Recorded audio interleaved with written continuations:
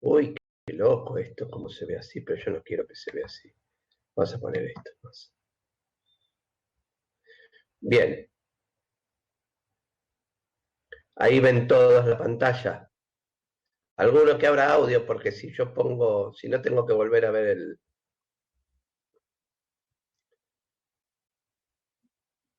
Bien, sí, ven la pantalla, perfecto. Bueno, entonces esto fue lo último que vimos la vez pasada, que era la pantalla de Matrifoda. Bueno, entonces, eh, insisto, yo ahora no veo los mensajes, ¿sí? Con lo cual, si alguien tiene algún comentario que hacer, si hay algo que no se ve, que no se escucha,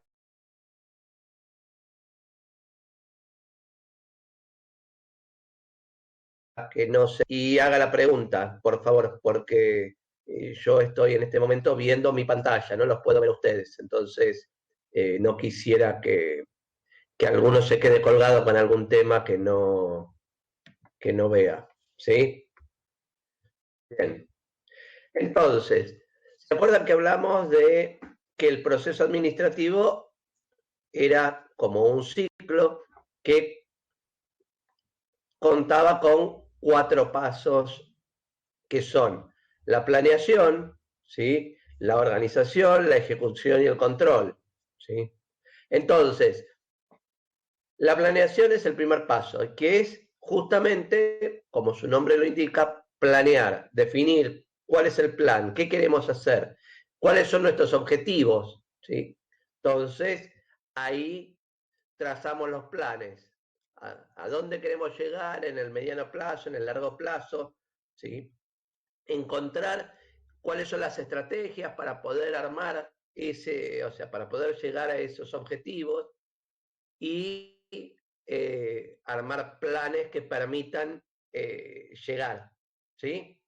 Ese es el primer punto, es decir, queremos lograr una un determinado crecimiento, queremos mejorar la producción y aumentar la cantidad que podemos producir, queremos bajar los costos de la producción, etcétera, etcétera, etcétera.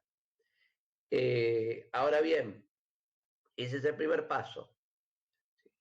Generalmente, o sea, por un lado uno plantea el objetivo, una idea, ¿sí? Y después lo baja a definir una meta, ¿sí? El objetivo es, queremos mejorar nuestro costo de producción, o sea, queremos bajar el costo de producción. Bien, ese es el objetivo. Ahora después ponemos metas. Las metas son cuantificables, o sea, una meta dice, voy a bajar un 3% el costo de los insumos que voy a utilizar, o un 3% la cantidad de insumos que voy a utilizar de acá a 6 meses, ¿sí? O sea, en 6 meses tengo que estar un 3% debajo de lo que estoy hoy en la cantidad de materiales o de insumos que estoy consumiendo. Eso es una meta, ¿sí? Es cuantificable, tiene un tiempo, tiene una cantidad. Entonces, ese es es la primera manera de poder después llegar a una etapa de control y ver que efectivamente se hace. O sea, si yo digo, quiero bajar, bueno, bajar de peso, y bueno, todo depende. Si me peso después de comer un asado y me peso después de eso, una semana después o al día siguiente, probablemente bajé de peso entre el día que acabo de terminar de comer el asado y el día siguiente. Ahora, eso no indica nada, ¿sí? Entonces, justamente por eso se tiene que definir una forma en que uno lo va a medir de forma eficiente y objetiva. Entonces, la idea de la planeación, o sea, las actividades son pensar, por un lado, cómo vamos a reducir la incertidumbre, o sea, sabiendo qué queremos hacer, hacia dónde tenemos que ir, cuáles son nuestros planes, bueno, eso nos permite tener claridad en qué hacemos, ¿sí? No es, no sé para dónde ir, no sé qué hacer porque no tengo ni idea de nada. Bueno, entonces, por un lado es eso, por otro lado, la preparación ante contingencias, o sea, ir armando planes que permitan actuar ante determinadas situaciones, no sé, un incendio, o sea, bueno, pensar, si se prende fuego el edificio donde está la oficina, qué cosas necesitamos o qué cosas serían imprescindibles para poder seguir trabajando, para continuar operativos. Bueno, entonces vamos a, no sé, hacer una copia de los sistemas y los vamos a poner en otro lado. ¿Sí? Bueno, ir pensando en los distintos riesgos y ante esos riesgos ir definiendo acciones que permitan eh, seguir avanzando. O sea, ¿cómo hago para morigerar? Hay riesgos que son eh, o sea, que son lo suficientemente grandes como para que uno diga, ya está, o sea, sí, si explota el mundo, ¿qué voy a hacer? Y no sé, nada, ante ese riesgo ni me preocupo, ¿tá? Porque, digamos, eh, no es un problema de tener resguardados o no los backups del sistema. Bueno, eh, la idea es esa, es hacer planes, es tener claro hacia dónde queremos ir y cuáles son las ideas. Después, bueno, acá un poquito ver el tema de distintas metas. ¿Se acuerdan que yo les decía que una meta es algo eh, medible, que tiene un espacio, tiene un tiempo determinado, tiene valores que son objetivos? Bueno, dentro de estas metas podemos clasificarlas, ¿sí?, en distintos tipos de metas. O sea, metas que son, por ejemplo, de mercado. ¿Sí? Quiero tener, no sé, el 20% del mercado de Junín que me compre a mí, o sea, de todos los que venden, no sé, tortas fritas, ser el proveedor al que tiene el 20% del mercado, o sea, yo quiero llegar a eso. ¿Sí? Metas financieras, o sea, de disponibilidad de dinero, ¿sí? De dónde voy a tener, o sea, cómo voy a conseguir dinero, dónde lo voy a poner, o sea, trabajar en eso. De recursos, ¿sí? Con qué cantidad de recursos voy a trabajar. ¿Sí? Innovación, o sea, pensar en cómo voy a mejorar mis procesos, de qué manera voy a eh, lograr hacer que el consumo de aceite baje o se recicle el aceite o buscar alternativas para poder hacer que la duración del aceite o del producto que estoy haciendo sea mejor, que el packaging sea más, ¿cómo se llama?, más atractivo o que tenga mejor calidad y entonces conserve mejor el producto. Bueno, eso es innovación. Productividad. ¿Cómo hacer para poder generar mayor cantidad de productos? ¿Sí? Aumentar la producción, ¿sí? Mejorar la producción en cuanto a calidad. Formación de los directores, ¿sí? Vamos a lograr capacitarlos, hacer que quienes dirigen tengan una visión más global y entonces con eso logramos un mayor desarrollo porque ya pensamos que además de tomar el 20% del mercado de Junín, vamos a ver cómo logramos tener el 20% del mundo. ¿Sí? Bueno, nada, una, una idea va un poco por ahí. ¿Sí? En rendimiento, actitudes, o sea, cómo hacer que, no sé, el personal que está dentro de la organización trabaje mejor manera, que tenga una actitud más proactiva o más productiva o más asociada a la organización, que se sienta más comprometido. Bueno, todas esas son actitudes que nosotros podemos tratar de tener como metas para mejorar la organización, la responsabilidad social que tenemos con nuestro medio ambiente o con nuestra sociedad, con la gente que nos rodea, qué es lo que vamos a hacer, cómo vamos a mejorar nuestra conexión con el resto de los habitantes que tenemos por acá. Obviamente esto depende mucho, o sea, todas estas metas van entrelazadas entre ellas, ¿no? O sea, porque la idea es que cada una potencia a las otras, ¿sí? Y que cada una ayude a las otras. O sea, si yo,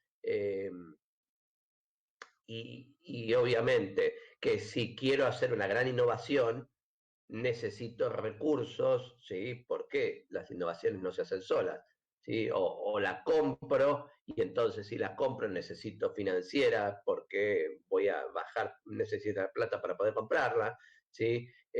Si quiero aumentar la productividad o necesito recursos para que esa, o innovación para que esa productividad sea mayor, pero de algún lado va a salir, o pongo más gente, o pongo más tecnología, o pongo mejores máquinas, ¿sí? O sea que de alguna manera todas esas, las actitudes de la gente, o sea, si yo logro que la gente esté más comprometida y que quiera trabajar más dentro de la organización, entonces eso va a poder mejorar la productividad, ¿sí? Bueno, como les digo, unas van atadas a las otras, ¿sí? De alguna manera, esto es un sistema y cualquier cambio en una parte, ¿sí? Afecta al resto. Cosas importantes, bueno, de las metas, tienen que estar bien diseñadas, o sea, como les decía antes, eh, tienen que ser cuantificables y medibles. O sea, yo tengo que poder decir, quiero crecer un 5% la productividad que tengo hoy. O sea, yo sé que hoy hago 200 tortas fritas por día y quiero crecer un 5%. Con lo cual, ¿sí? Yo voy a tener que hacer 10 tortas fritas más por día a partir de el mes que viene, ¿sí? Eh, bien. Eh, orientadas a la acción. Quiere decir que es algo que se tiene que hacer. O sea, una meta es algo que me guía hacia hacer cosas, ¿sí? Bueno, en un tiempo, ¿sí? Con una cantidad de recursos. Bueno, lo que ya les dije, una cosa importante sí es, se comunican, o sea, las metas no es algo secreto, sino que es algo que se explica a toda la organización, porque todos tenemos que saber que nuestra meta para el semestre es lograr un crecimiento de un 5% en ventas, en productividad, en hacer tal o cual cosa. Lo tienen que saber. Si no lo saben, no tiene sentido, ¿sí? Bien, siguiente paso es la organización. O sea, ya sabemos todas las metas, queremos hacer esto, bla, bla, bla, que dijimos antes. Todo re lindo. Ahora bien, ¿qué hay que hacer para lograr ese 5% de crecimiento en las ventas? O sea, yo quiero hacer, perdón, en la producción, que había dicho, ¿no? Yo quiero hacer 10 tortas fritas más por día. Perfecto. ¿Qué hay que hacer? Bueno, poner una persona que se sume y haga 10 tortas fritas por día. Podría ser. Pagarle horas extras a quien las está haciendo y decirle, bueno, quédate un ratito más y hace 10 tortas fritas más. Otra opción, ¿sí? Bueno, y ahí entonces es, primero, ¿qué hay que hacer? Está claro, son hacer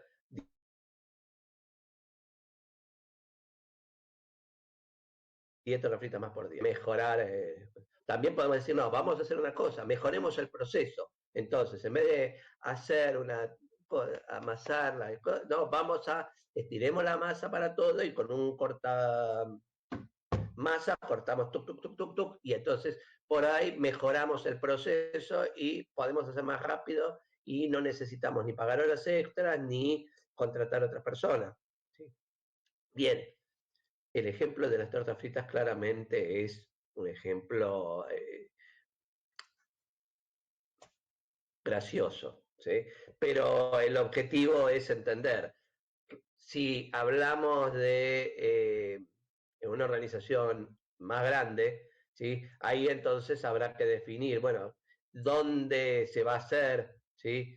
Eh, pero básicamente el objetivo es el mismo, o sea, tengo que definir primero qué hay que hacer, cómo hay que hacerlo y quién lo va a hacer, ¿sí? Entonces, porque si lo que tenemos que hacer es mejorar el proceso, bueno, probablemente haya una gente que esté involucrada. Si lo que hay que hacer es mantener el mismo proceso y poner más gente, bueno, habrá que hablar con recursos humanos para que contrate gente, capacite gente y pueda tomar y hacerlo. O si se va a hacer con horas extras, bueno, habrá que hablar con las distintas gerencias para que cada uno pueda hablar con los empleados para que se turnen o organicen de manera tal que se hagan las horas extras y que se pueda. O sea, es básicamente lo que se necesita hacer en la organización es definir la manera en que se va a llevar adelante, ¿sí? Con estas tres preguntas, ¿qué, cómo y quién? Son las más básicas y ahí empezarán a surgir todas las otras como las que decíamos de centralización o descentralización, si se tienen que cambiar puestos, si ahora alguien tiene que hacer, o sea, el proceso cambia y entonces vamos a hacerlo de otra manera. Bueno, si hace falta utilizar tecnologías nuevas, bueno, todo eso es parte de la organización. Lo que se hace es lo que dijimos, ¿sí? O sea, de una manera más elegante. O sea, yo no lo digo de manera elegante, yo voy hablando así salvajemente, pero bueno, o sea, subdivididos en trabajo, ¿sí? Si es un trabajo que ya está, habrá que ver si hay, cómo se mejora, si es una actividad nueva y ahora decimos, no, además de las tortas fritas vamos a hacer medias lunas de manteca, bueno, habrá que organizar cómo se va a hacer, habrá un área de amasado y otra de, o sea, una de generación de masa y otra de armado de las medias lunas y otra de horno y pintado, o cómo se van a hacer, ¿sí? Tengo hambre, es en la mañana y entonces es la hora de pensar en medias lunas, tortas fritas y todas esas cosas. Bueno, perdón. Eh, bueno, ahí entonces, cómo se organizan los distintos puestos, la gente que hace amasado, o sea, cómo se va dividiendo, o sea, porque yo digo, bueno, eh, ¿cuál es el proceso más eficiente? ¿Sí? Y a partir de eso, entonces subdividimos las tareas, vemos las obligaciones, quién se encarga, cómo van pasando las cosas para que cada uno pueda hacer su actividad y no se atrase, ¿sí? ¿Quién coordina? ¿Sí? ¿Quién es la autoridad? O sea, quién es el responsable de cada una de las áreas como para que las cosas se lleven a cabo sin dificultades. Bien. Eh, entonces, eso es todo lo que fue. O sea, primero planeamos, después organizamos cómo lo íbamos a hacer y ahora hay que hacerlo. Entonces, a la gente que tenemos, o sea, la función de quien dirige es lograr que la gente haga las cosas de la mejor manera posible, ¿sí?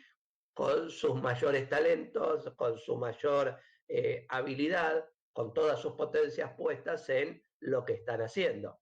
Entonces, tengo que motivar a la gente, a los equipos, a las personas, ¿sí? Lograr que hagan lo que tienen que hacer, ¿sí? Comunicar de la mejor manera las cosas como para que se entienda, que no haya ambigüedades, que no haya dudas, que no haya conflictos, ¿sí? Logro una forma de transmitir de modo tal que el, la comunicación sea eficiente, ¿sí? Y a partir de ahí, bueno, ir viendo cómo se solucionan los problemas cuando van surgiendo, cómo oriento a la gente para que haga lo que tiene que hacer, ir tomando las decisiones necesarias para llevar adelante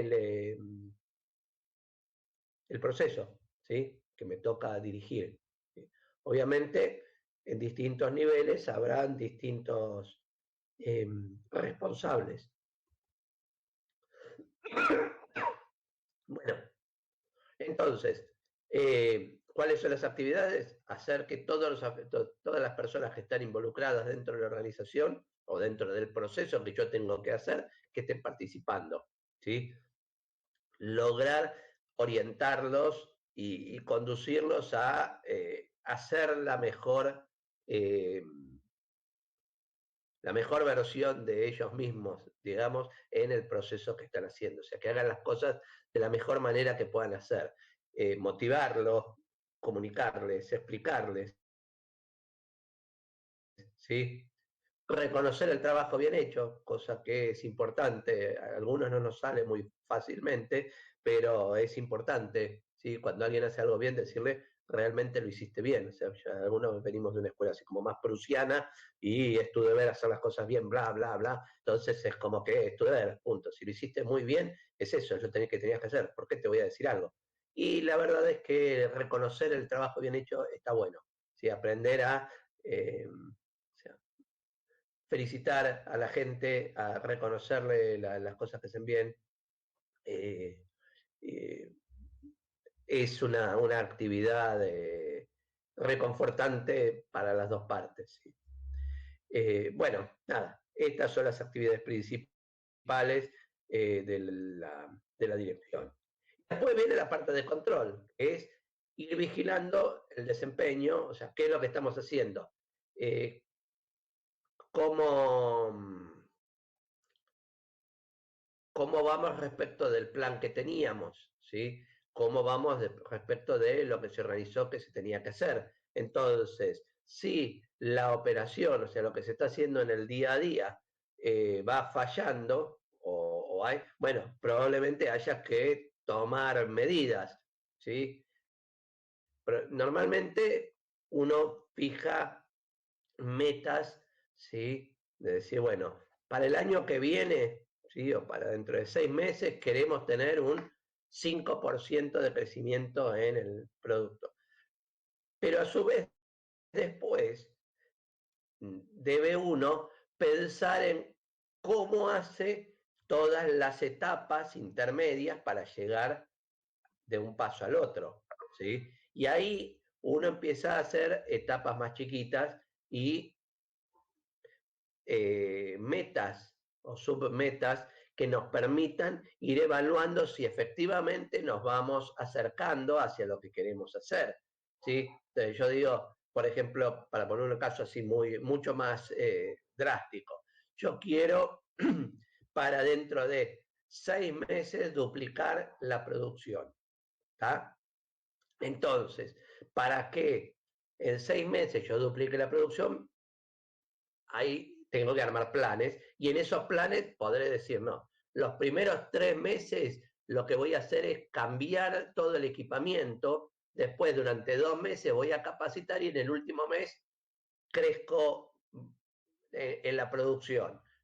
Otro dice, no, voy a decir que voy a ir mejorando día a día la producción, entonces entre las 100 que hago hoy, o las 200 que decía que hago hoy, y las 400 que quiero llegar, bueno, cada mes tengo que ir aumentando, no sé, hagan la cuenta ustedes, pero si son 6 meses, si son 200, me da 33 por mes que tengo que crecer, ¿no?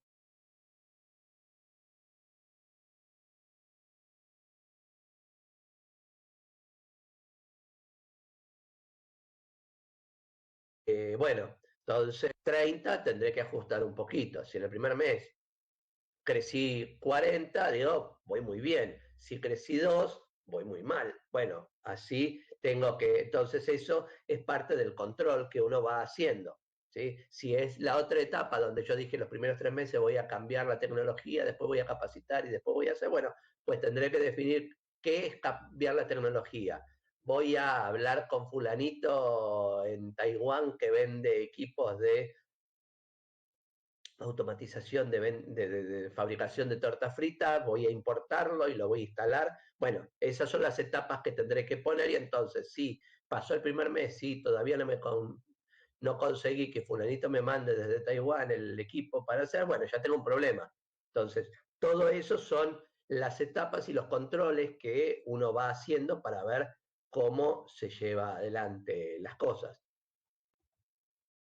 ¿Sí? Entonces, las actividades principales del control es ir comparando lo que pasa respecto a lo que tenía establecido. ¿Sí? Eh, ver cómo funcionan respecto del estándar de desempeño. Bueno, puse 2 personas nuevas y esas personas trabajan por encima, por debajo. O sea, lo lógico sería que la persona nueva trabaje menos que el que ya está muy entrenado. Está bien, ahora menos es cuanto menos. Bueno, ahí hay un estándar que uno tiene que trabajar para decir, bueno, efectivamente esta persona está en un crecimiento y va a llegar a tener un nivel de desarrollo o no lo va a hacer porque efectivamente esta persona no está capacitada para el puesto en que le estamos poniendo. ¿Sí? Bueno, ir comunicando esto, hablar con la gente, explicar, ojo, estamos con este problema, cómo lo mejoramos y ir tomando medidas que permitan ver cómo corregir los desvíos. La autoridad, ¿sí? Una cosa importante dentro del proceso de la organización, ¿no? La autoridad, según Fayol, es el derecho de dar órdenes y de exigir obediencia, ¿sí? Es lo que él... Bien, entonces, acá justamente el problema de la autoridad es que hay en una organización, para que haya orden, un nivel jerárquico y un nivel de autoridad. ¿Sí? El jefe le tiene que decir al subordinado, ¿sí?, cuáles son las cosas que espera que hagan y este debe obedecer de manera de hacer lo que quien coordina todo esto tiene planeado para poder lograr el objetivo. Eh, Obviamente que esto está restringido a lo que tiene que ver con el trabajo, ¿no? Y las operaciones propias del trabajo. No va más allá de las funciones por las que uno está contratado para trabajar. ¿Sí? Bien. Responsabilidad, otro concepto que es importante. La responsabilidad es lo que a mí me asignan y sobre lo que yo soy eh, responsable, ¿sí? O sea, yo tengo una tarea asignada y esa tarea que me han asignado, eh, yo debo responder por esa tarea, ¿sí? Eh, eh, a mí me dan una actividad y yo soy responsable de esa actividad. Eh, Debo cumplirla de acuerdo a la manera en que me han pedido, en que la cumpla. Debo llevar a cabo las actividades para cumplir esa tarea. eh, y es algo que fue delegado en mí. O sea, entonces justamente es mi responsabilidad porque lo han delegado en mí y soy yo quien tiene que responder por cómo se hizo eso. ¿Sí? No puedo decir, ay, no, pero ¿saben qué pasa? Es que fulanito se fue y entonces yo ya no sabía qué más hacer y no, ¿viste? O me lo comió, el perro se comió mi examen o el trabajo práctico. Y bueno, sí, es tu responsabilidad, flaco, no sé, comete al perro, atalo, guarda las cosas ordenadamente, o sea, tenés que lograr que el trabajo llegue a tiempo a quien tiene que llegar. ¿Sí? Eh, y el resto, justamente por eso es tu responsabilidad. Procurar que todo lo que pueda afectar a tu trabajo no se, o sea, no lo afecte. ¿Sí? Y si vos ves que hay algo que no podés resolver con antelación, vas y planteás, no, miren, acá tengo un problema. ¿Sí? Bueno, entonces alguien, ¿sí?, tu jefe, el jefe de tu jefe, o alguien tendrá que decir, bueno, efectivamente, esta persona, o sea, lo que se le fue encomendado realmente no se puede hacer, o hay algún problema que no habíamos detectado y vemos cómo lo corregimos, o, bueno, evaluar las distintas alternativas. Ahora bien, autoridad y responsabilidad son dos cosas que son diferentes, pero que están muy vinculadas, ¿sí?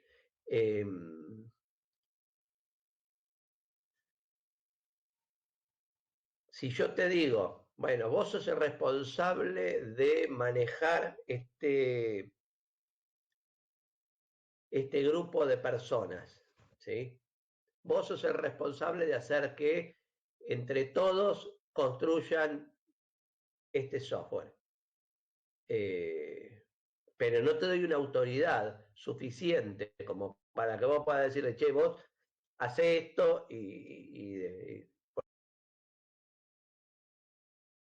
porque y entonces el otro dice, yo no te doy ni 5 de bola, yo hago lo que quiero. Bueno, hay un conflicto, o sea, hay un conflicto entre la responsabilidad que te doy y la autoridad que no te di. ¿Sí? Entonces, ahí hay un tema. La delegación de autoridad tiene que tener un equilibrio con las responsabilidades que te doy.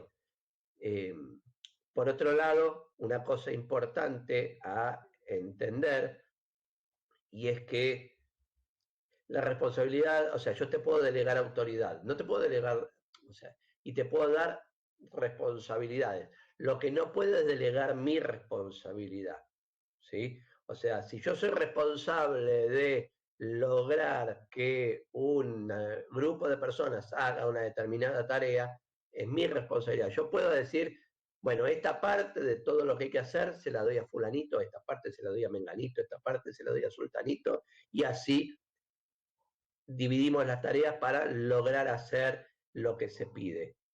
Ahora, si entre ellos no se ponen de acuerdo, si no lo hacen, si la cosa no funciona, ¿verdad? Yo no puedo delegar y decir, ay, no, bueno, yo se lo di a todos ellos y ellos no lo hicieron, no es mi culpa. Sí, es mi culpa, yo soy el responsable. Fue mi decisión delegarlo y es mi responsabilidad controlar que las cosas se hagan. ¿Sí? Y si no lo hice, yo soy el responsable, ¿sí? No, no es que puedo decir, ah, no, bueno, los chicos no hicieron las cosas que tenían que hacer, entonces, ¿por qué me van a culpar a mí? No, es mi responsabilidad. O sea, yo puedo delegar responsabilidades, pero no pierdo la que tengo. O sea, es como que las responsabilidades se pueden multiplicar, ¿sí? Pero no se traspasan, ¿sí? La responsabilidad que yo tengo la mantengo y puedo hacer que haya otros responsables también. ¿Sí? Bien. Eh, Otra cosa importante, tipos de poder. O sea, dentro de la organización hay distintas maneras eh, de premiar o de manejar o de ejercer el poder. ¿Sí? Estas son 5 clásicas, pero podría haber otras más y digamos que esto es a modo de ejemplo simplemente, ¿sí? Por ejemplo, la primera es el poder de premio. ¿Sí? Bueno, no, sí, el que termina las cosas y las hace bien y demás, bueno, les doy, no sé, bueno, te puedo dar un día de vacaciones extras o que te vayas, tengas viernes flex. Entonces los viernes te vas al mediodía o haces directamente el viernes, haces home office. Pero si trabajas bien, si no haces las cosas como yo te digo que las hagas, te quedas sin el premio, ¿sí? O el poder coercitivo, que sería la versión negativa del poder de premio, donde yo lo que te digo es, bien, si vos no haces lo que yo te dije, te hago venir a vos los sábados a trabajar, ¿sí? Y que hagas las cosas. O no te dejo salir a hacer tal o cual cosa que vos querés hacer. O sea, ¿sí? O te quito los premios. Bueno, nada, cualquier tipo de forma de coerción hacia el otro. El poder legítimo es el que surge por el hecho de yo acepto que mi gerente es mi jefe y entonces yo lo veo como que, bueno, nada, él es gerente, yo soy empleado, hay un poder legítimo, punto. Yo lo acepto como tal, o sea, porque es lo que debe ser. Bien. El poder de referente, o sea, esas personas donde uno dice, oh, tienen onda, tienen forma, o sea, vos lo ves y decís, puta, la verdad es que me encantaría, o sea, me gusta trabajar con él, me siento cómodo, esta es una persona que realmente sabe manejar las cosas, ojalá cuando sea grande pueda ser como él, ¿sí?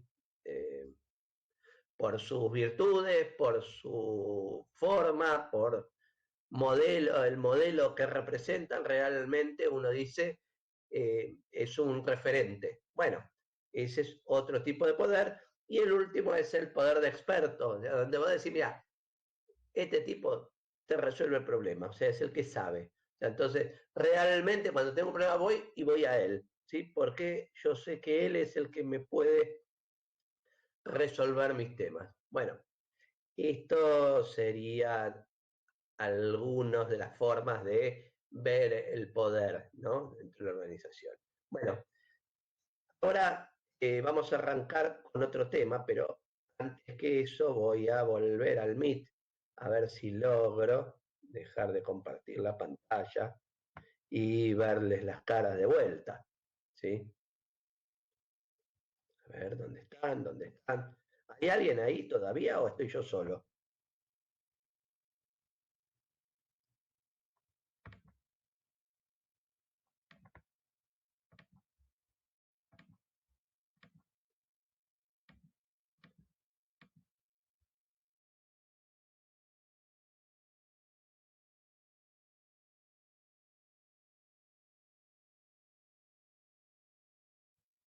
Hola, hola. ¿De qué Bueno, ¿cómo van hasta acá? ¿Sí? ¿Qué dicen? ¿Se entiende? ¿No se entiende? ¿Vamos bien? Gracias, Lurmila, sos la única que me contestas. Siempre estás ahí firme. Ah, ahora empiezan a aparecer bien, Mateo. Ya me parecía. Sí, Mateo, a ver, alguien levantó la mano que quería hablar. Sí, habilitá y habla, por favor. Pasó muy rápido el cartelito, no pude leer el nombre de quien quería hablar, pero el que quiera hablar, que había levantado la mano, por favor, acá. No, acá no, ¿quién era? ¿Dónde está? Bueno, el que quería hablar, que apretó el botoncito, habilita el micrófono y hable.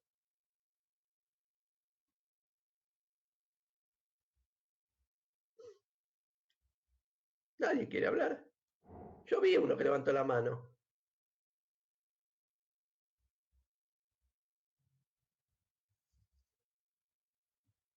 Bien, ¿estamos hasta acá? ¿Seguimos?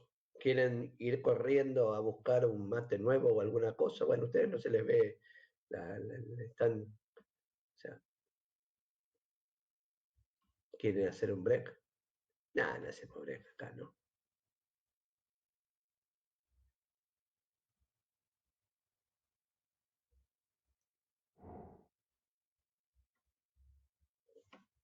Bien, ¿seguimos? Ahora vamos a ver dos temas. Uno, documentación, que lo voy a dar bastante rápido porque me parece que no es muy complejo. Igual, eh, nosotros ya subimos la Pringan, ¿sí? Para poder ver todo esto, si quieren, de vuelta. Y está en la presentación y hay material para leer. Eh, Vamos a subir en estos días la segunda parte de la unidad 4 como para ya dejar cerrada esta unidad. La semana que viene arrancamos con la 5. Acá hay un tema que es el de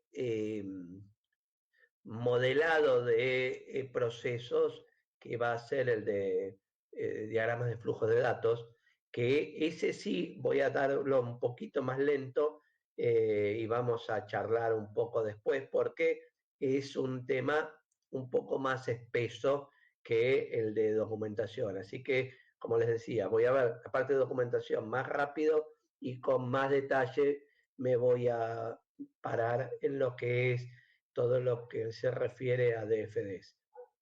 Cualquier cosa, igual me paran, ¿sí? Como les decía, yo no veo el chat cuando estoy presentando, con lo cual, si alguien quiere hacer una pregunta, abre el micrófono y la hace y me interrumpe, no hay ningún problema, ¿sí? Pero de esa manera así podemos ir y venir sin tener conflictos, ¿está?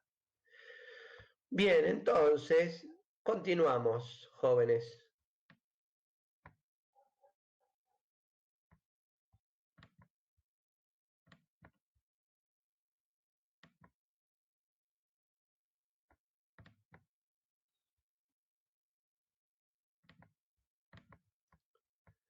Bien,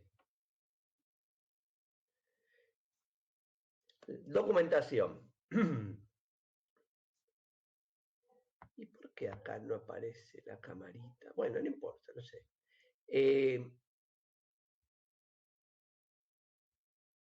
La idea es que uno debe tratar de documentar, ¿sí?, los procesos dentro de la organización, de manera que podamos tener claridad de cómo se hacen las cosas, ¿sí?, para mejorar la comunicación y para que de esa manera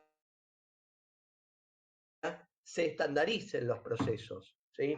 Entonces, que no sea, bueno, yo llegué, empecé a trabajar, el que estaba me contó, ¿sí?, cómo lo hacía y entonces yo lo empecé a hacer en función de lo que me contó ese. Pero vino otro empleado nuevo, ¿sí? Y el que estaba, cuando me lo contó a mí, faltó ese día y había otro que estaba de suplente y ese le contó y le contó otra forma y a partir de ese momento esa otra persona hace las cosas como le contaron y así a medida que va pasando el tiempo cada uno va tomando una forma de trabajo particular, ¿sí? Entonces, justamente la idea de los manuales, ¿sí?, de la documentación es que tengamos un estándar en lo que estamos haciendo, ¿sí? Entonces, como herramientas, bueno, normalmente se usan los manuales y los diagramas de flujo de datos son una herramienta para poder analizar o para poder ver cómo son los procesos administrativos dentro de la organización, ¿sí? Empezamos con los manuales, que son los más fáciles, ¿sí? Un manual lo que hace es juntar la totalidad de las funciones que tiene y la organización. Eh, la ventaja que tiene es que es un libro o un conjunto de libros o algo, ¿sí? Puede ser una página web hoy en día, un documento, donde ahí están todas las comunicaciones e instrucciones, todas las actividades que se tienen que hacer. El problema que tienen como limitaciones es que hay que hacerlos, y eso tiene un costo, que hay que actualizarlos, porque si no, o sea, las organizaciones, como dijimos, son dinámicas, con lo cual van cambiando, los procesos se actualizan, los procesos cambian, los procesos mejoran, y tenemos que ir haciendo que los manuales sigan representando los cambios que se arman en el proceso. No incorporan lo que tiene que ver con la organización informal, ¿sí? Encontrar un nivel óptimo de detalle es difícil, o sea, si yo lo pongo en un nivel muy alto y decir, bueno, hay que hacer esto, esto y esto, por ahí, de ahí para abajo, cada uno improvisa. Si lo bajo a un nivel muy, muy grande de detalle, donde le digo, tome la lapicera con su mano izquierda, si es zurdo, si es diestro, tómela con la derecha. Agarre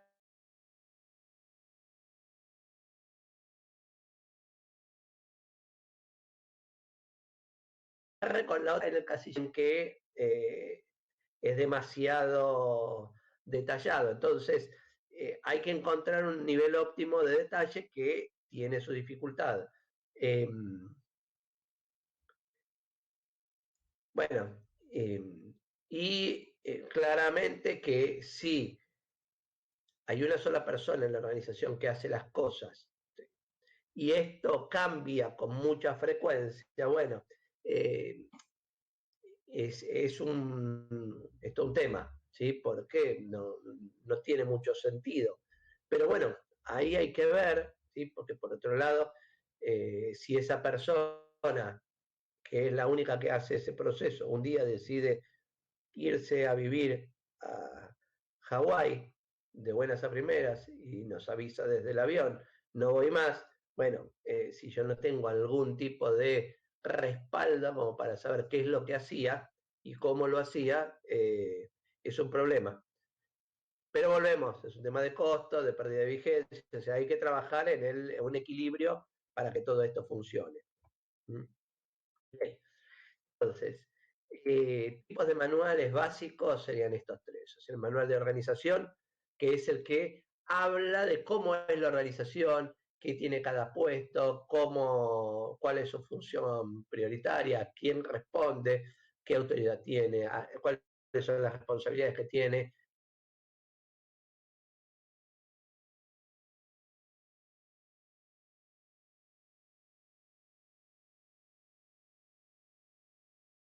Entonces, en el bloque con su interrelación con el resto de la organización. Acá lo que hace es describir todos los bloques, ¿sí? Cuáles son las funciones y demás. Obviamente que de este manual de la organización probablemente a mí me interese leer el capítulo que se refiere a mi puesto, ¿sí? O sea, qué es lo que yo tengo que hacer, cuál es mi trabajo, cuáles son los objetivos que se esperan de mí, cuáles son mis funciones, cuáles son mis responsabilidades, etcétera, etcétera, etcétera. ¿Sí? Por otro lado, el manual de procedimiento. El manual de procedimiento lo que hace es describir cómo se hace cada tarea, ¿sí? O sea, una operación que tengo que hacer, ¿cómo se hace? Bueno, usted debe emitir una factura. Para emitir una factura tiene que tener en cuenta ta. Ese es el objetivo del manual de procedimiento, ¿sí? Describir un proceso. ¿Tá?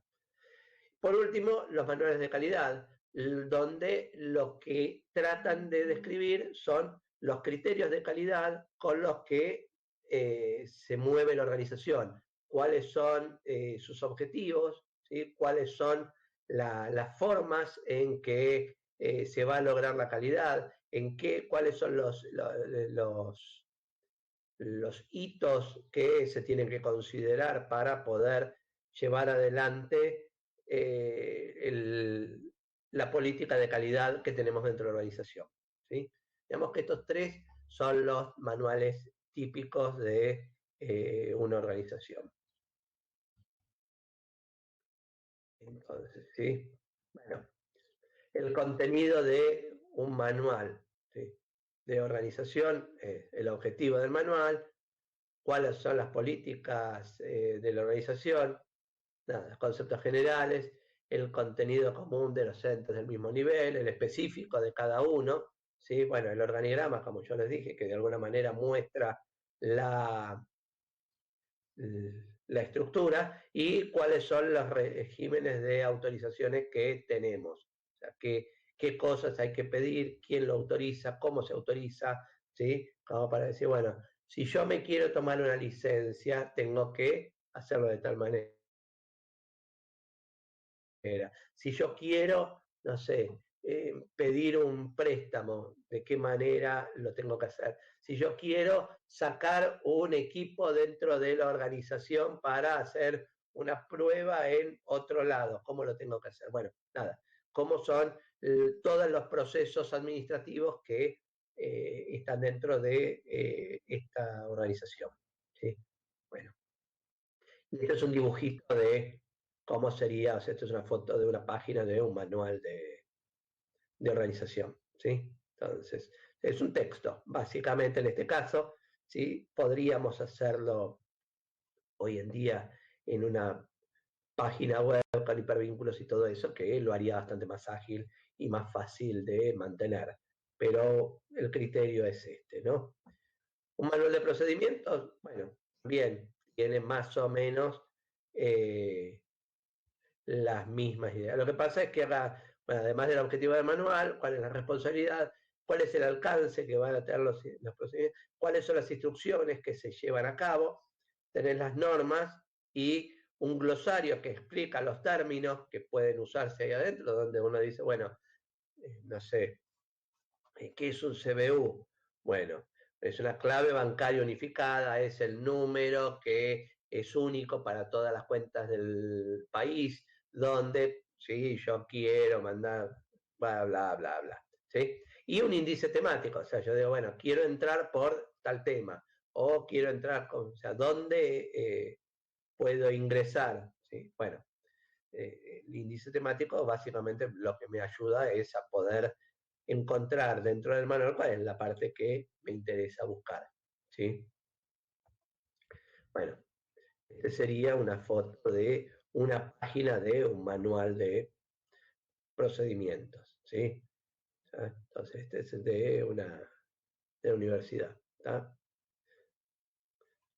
¿Cuáles son las horas, los cargos, el trabajo docente, las bajas de personal, cómo se hacen, bla, bla, bla, bla, bla, bla.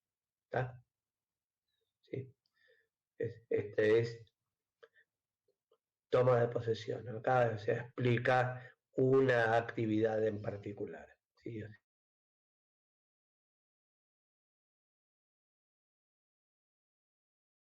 Este un llega a la otra parte. El manual de calidad, también, bueno, el alcance, el título, o sea, cuáles son las políticas, cuál es la estructura de la organización, las responsabilidades de las autoridades, los elementos del sistema de calidad, definiciones y apéndices. Es más de lo mismo que les expliqué antes. ¿Ven? En este caso es un manual de calidad, ¿sí? Para ver en función de las normas ISO cómo eh, aplican, ¿sí? El manual de calidad de la universidad. ¿Está? Bien, y ahora llegamos al tema de diagrama de flujos de datos. ¿Sí? El diagrama de flujos de datos, como su nombre lo indica, es una representación que muestra cómo fluyen los datos a través del sistema, o sea, cómo desde un lugar hacia otro van moviéndose los datos. ¿Sí? Eh, Este modelo surge en la década del 70, cuando se empezó a trabajar con el diseño estructurado de sistemas, ¿sí? Eh, el análisis estructurado de sistemas, en realidad surgió ahí. Bueno, la idea de esto es ir definiendo cuáles son los procesos que hay dentro de la organización y cómo los datos van fluyendo de un proceso a otro. ¿Sí? Esa es un poco la idea. Los diagramas de flujo de datos se dividen en niveles. O sea, a medida que yo voy bajando de nivel, voy viendo en mayor detalle lo que estaba menos explicado en el nivel superior. ¿Sí? Esa sería un poco la idea. Entonces, arrancamos en un nivel cero, ¿sí? Bueno, un primer nivel, que es el diagrama de contexto. ¿Sí? Bueno, esperen que... Acá está, ¿no? Entonces, este diagrama de contexto lo que hace es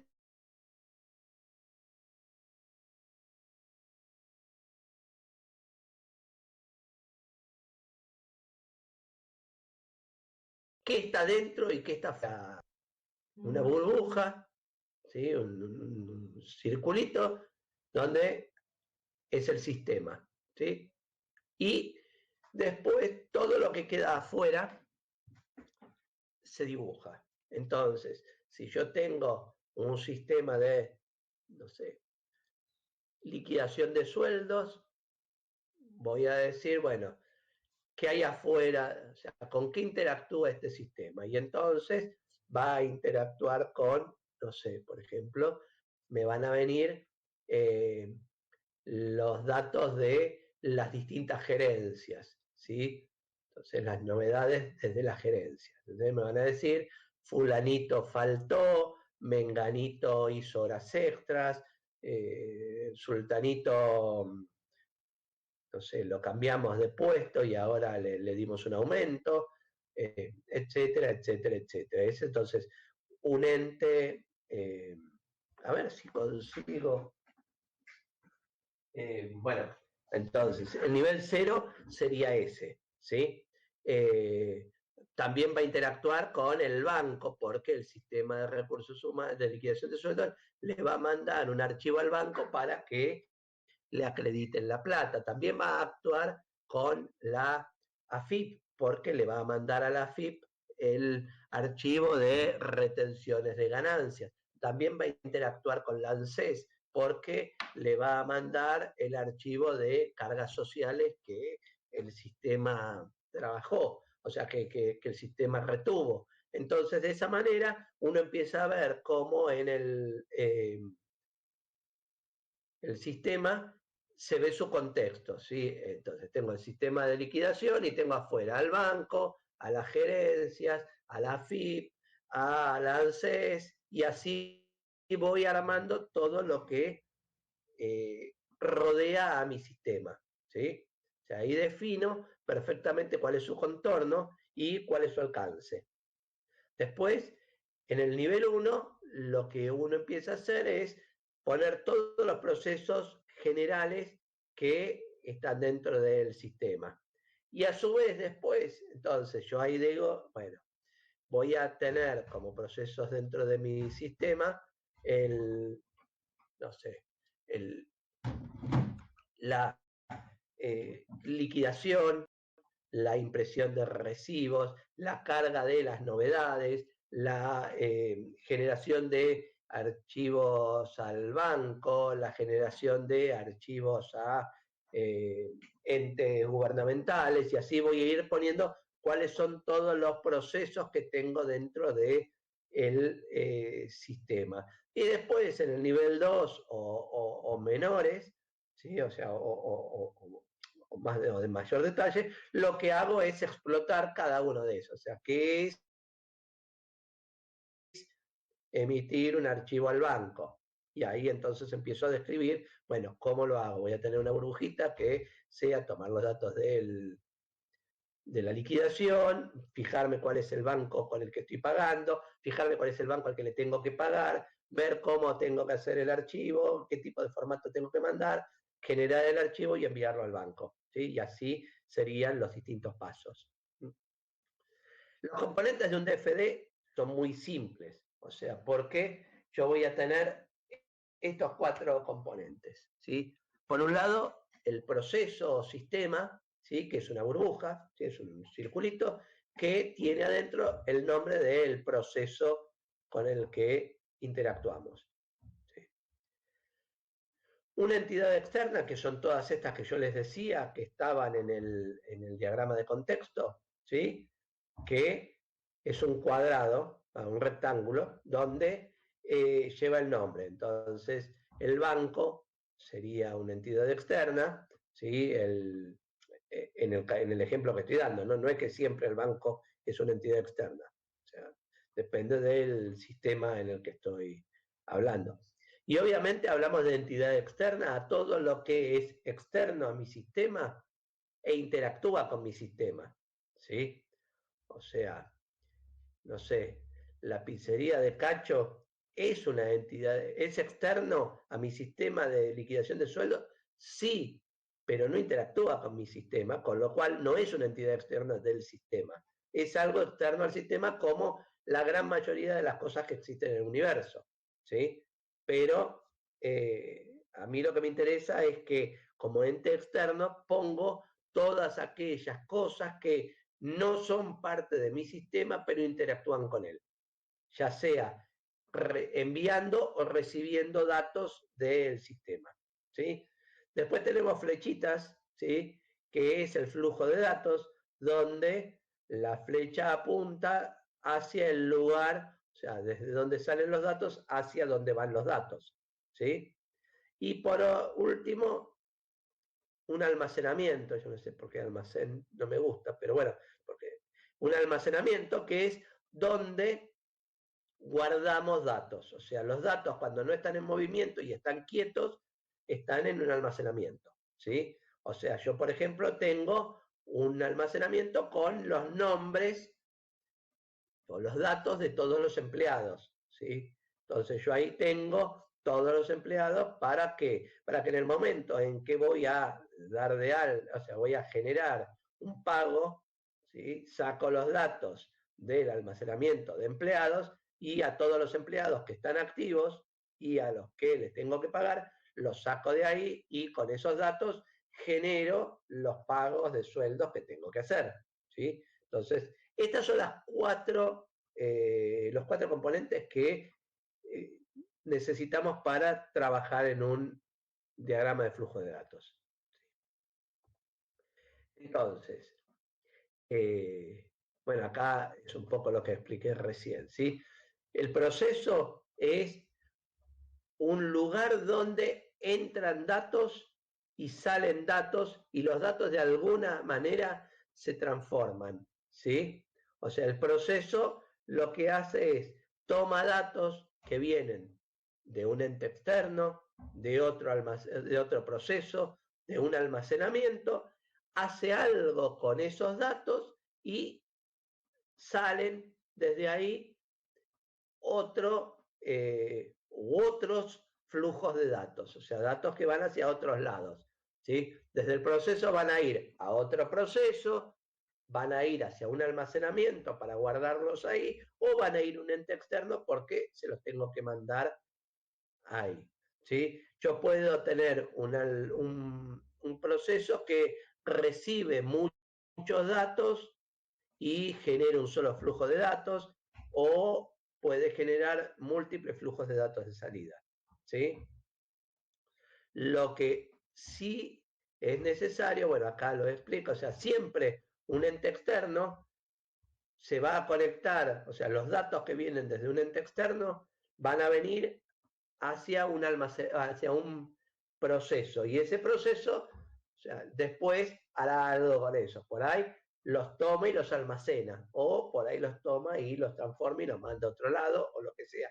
Lo mismo como salida. Siempre los datos van a salir desde un proceso hacia un ente externo. O sea, siempre tiene que haber algún proceso que transfiera los datos. De un almacenamiento a otro almacenamiento, también los datos tienen que pasar a través de un proceso. O sea, yo no puedo hacer que un almacenamiento reciba datos de otros si no hay un proceso en el medio que los transforma o los convierte o los manda, ¿sí? Bien. Una entidad externa, entonces, es, como ya les dije, personas, organizaciones o sistemas que no pertenecen al sistema, ¿sí? Eh, bueno, acá aclara, por ejemplo, si hay dos, o sea, si la AFIP se comunica con el banco y el banco le responde a la AFIP, es un problema de ellos. O sea, no tiene nada que ver con mi sistema, ¿sí? Y como no tiene que ver con mi sistema, yo no lo represento. A mí no me interesa lo que pasa por afuera del sistema. Vieron que les decía hace un ratito que hay un montón de entidades que no son parte de mi sistema, hay un montón de relaciones entre ellas, que no, o sea, yo solo trato de representar lo que tiene que ver con mi sistema. Lo que está fuera del sistema no me importa, ¿sí? Bien. Normalmente la entidad externa se la representa en el diagrama de contextos, en el primer nivel, pero puedo volver a ponerlas en niveles más bajos si eso ayuda a entender el funcionamiento del sistema. O sea que el objetivo del DFD, ¿sí?, es que me aclare y me explique cómo funciona la organización, ¿sí? Ese es el objetivo. A partir de ahí, si yo tengo que repetir en un nivel más bajo también la aparición de diagramas de entidades externas, no hay problema. O sea, eso puede pasar.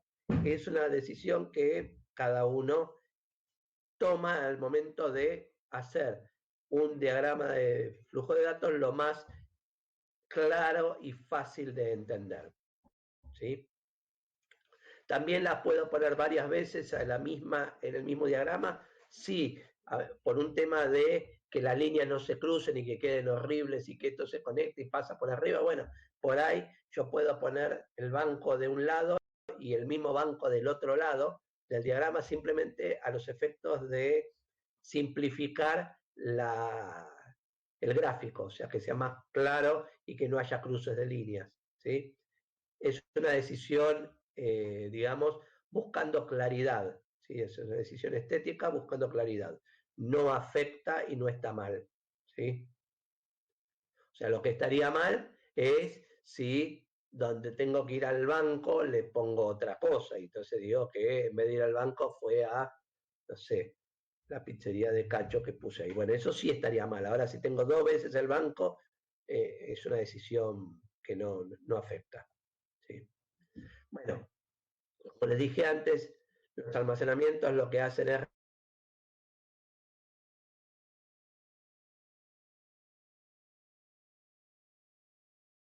información, fijan nada, o sea, ni crean, ni destruyen, ni transforman datos, son una entidad que los guarda, si es una cajita donde yo tiro las cosas ahí adentro.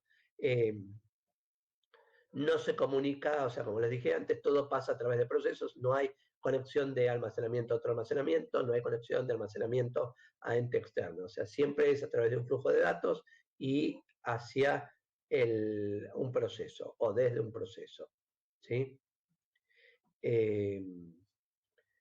No me importa cómo son, no tengo que hacer ningún tipo de, o sea, en este momento yo lo que hago es decir, hay un almacenamiento, un lugar donde guardo cosas. Si es una base de datos, un fichero, un archivo, una cajita, como les dije, donde yo tiro papeles adentro, no importa, es un lugar donde yo guardo datos, ¿sí? Y no me interesan problemas de tipo técnico, de decir cómo va a ser un índice, cómo lo voy a buscar, cómo voy a poner, o sea, es, como les digo, un almacenamiento. Olvídense de todos los demás problemas. Y por último, los flujos de datos, que son las flechitas que hablábamos, que lo que hacen es transmitir datos desde un lugar al otro, ¿sí? Podríamos decir, sí, que es como una tubería donde van las cosas de un lado para el otro. ¿Sí? ¿Han visto esos tubos de vacío donde meten una cajita y sale disparada de un lugar a otro? Bueno, esa es la idea, o sea, es la conexión que hay entre los distintos componentes de un DFD. No activa, no hace nada, o sea, transfiere, lleva datos desde un lugar hasta el otro, ¿sí? Básicamente esa es la idea. ¿Se ven? Acá, por ejemplo, tenemos un gráfico donde tratamos de hacer cómo funciona la organización, ¿sí? Entonces tenemos clientes, ¿sí?, que hacen pedidos a la recepción, que se guardan, o sea, sacan datos desde la bodega y se mandan que esto sería, básicamente, si lo convertimos a un DFD de esta manera, ¿sí? Donde tenemos los clientes, fíjense que clientes está 2 veces como ente externo, ¿sí? Por lo que les decía, por un tema de estética, básicamente, ¿sí? El cliente es almacenamiento, no tiene nada que ver con el cliente es ente externo, o sea, hay un almacenamiento donde guardo los datos de los clientes y los llamo clientes, ¿sí? Hay un almacenamiento de pedidos donde están todos los pedidos que se van recibiendo, ¿sí? Entonces, bueno, fíjense que los clientes hacen pedidos, la recepción de pedidos se fija, analiza cómo lo hace y demás, toma los datos de los clientes desde el almacenamiento y en función de eso puede cancelar un pedido o guarda el pedido con, ahí cuando está la flechita que va a detalles del pedido y que va al almacenamiento de pedidos, ahí se arma, según guardar en van desde la recepción de pedidos a información de cuentas, las facturas con el pedido, o sea, con los datos del pedido que se ha realizado, ¿sí? Entonces, después también está el proceso de cobranzas que toma los datos de los clientes, los datos de las facturas, generan las facturas y se las envían a los clientes. Y por otro lado, también los clientes pueden pedir, hacer preguntas a cobranzas para que cobranzas analice cuáles son los datos o cuál problema puede haber, y en realidad sería prolijo, si queremos, en este mismo gráfico, tener otro flujo de datos desde cobranzas hacia clientes donde explique, o sea, las respuestas a las indagaciones, ¿sí? Yo le hago una pregunta y cobranzas responde hacia... Lo mismo pasa con contabilidad de envío, ¿sí? Donde lo que hace es tomar los datos de los pedidos, buscar los datos, o sea, con lo que recibe desde la bodega y se le envía a los clientes, ¿sí? Cómo están el estado de los envíos, o sea, si se han enviado, no se han enviado y demás, ¿sí? Esto sería una manera de ver lo que del otro lado se ve como, eh, como el funcionamiento de la organización, ¿sí? Bien. Y llegamos, ¿sí? Esta última parte, obviamente, van a ver que es mucho más fácil contarla como la conté yo, que después tratar de hacerlo cuando se encuentren con un problema real. O sea, yo les recomiendo que los ejercicios estos los trabajen, los discutan entre ustedes, o sea, por ahí ármenlos, o sea, ármense cada equipo el tiempo de decir, bueno, discutámoslos entre todos, no es, bueno, vos haces el 1, yo hago el 2, el otro hace el 3 y demás, por varias cosas. Primero porque cada uno va a tener una visión sesgada seguramente de las cosas y va a ser importante que se pongan de acuerdo y que cada uno vaya aprendiendo de lo que fue entendiendo el otro y de cómo el otro lo va planteando. Me parece que ese sería una forma de ir mejorando la construcción, ¿sí? O sea, recomiendo enfáticamente que este tema por lo menos lo hagan en conjunto, que no se los distribuyan porque va a haber muchas diferencias entre los trabajos y probablemente estén bastante más flojos, ¿sí? Dedíquenle un tiempito porque es un tema que ayuda a ordenar un poco la cabeza desde una visión sistémica, ¿sí? Bien, preguntas. No sean tímidos. Si no, hago la gran Vero y empiezo uno por uno y les pregunto y los pongo a hablar y les hago prender la camarita y todo eso. Miren que Vero viene en cualquier momento.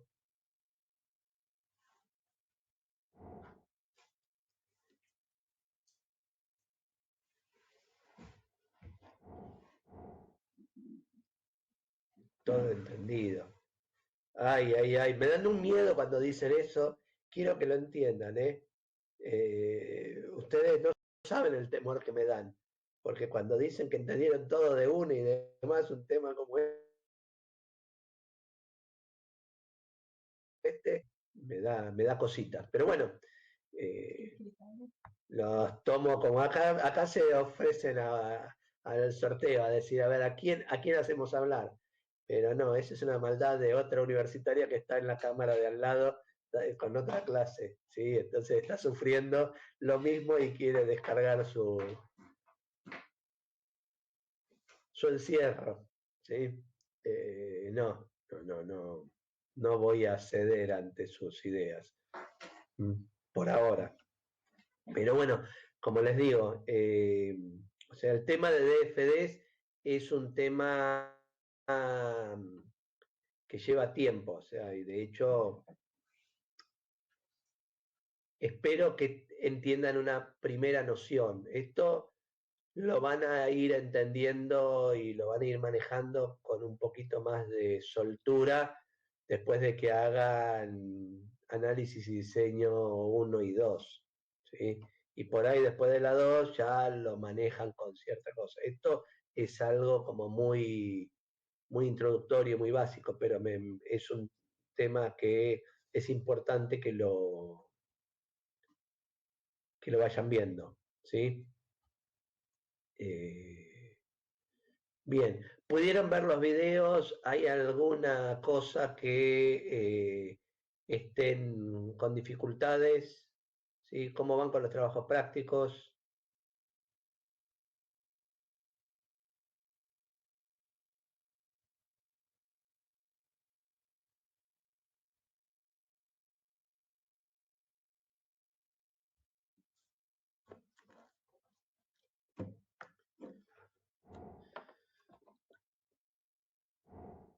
¿Con los trabajos bien? ¿Por ahora bien?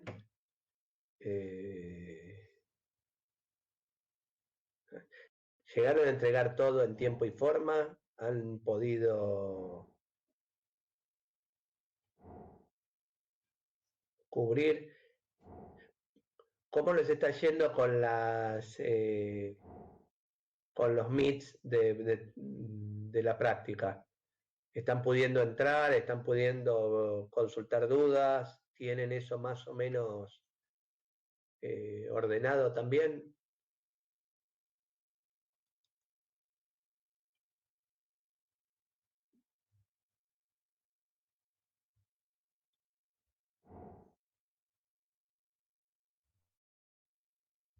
Bien, bueno, sí, la idea es esa, o sea, que les vayan contando cuáles son los errores y ir viendo cómo se corrigen, ¿no? O sea, el objetivo de las prácticas es eso, es ir practicando, entendiendo los conceptos y si hay alguna duda, bueno, pues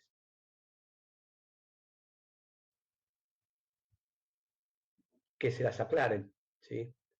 Eh, bien, eh,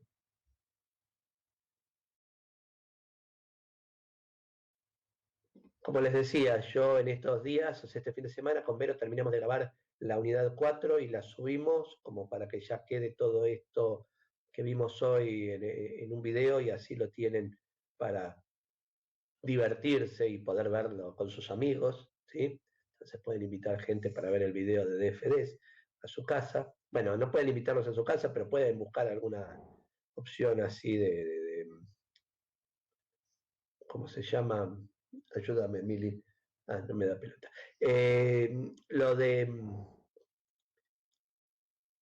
bueno, los armamos, ¿sí? Y ustedes organizan algún tipo de, o sea, cómo los van viendo. El, nada, no sé si hay alguna otra duda o algún otro tema que ustedes quieran que repasemos. Si quieren, vemos eso. Si no, los dejo libres ya como para que puedan continuar con sus actividades y nos vemos el viernes que viene. No sé cómo, si hay alguna pregunta.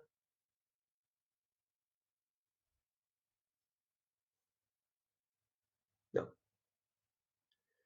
Niños, entonces, buen fin de semana y nos estamos viendo la semana que viene. ¿Sí? Éxitos. Chao a todos.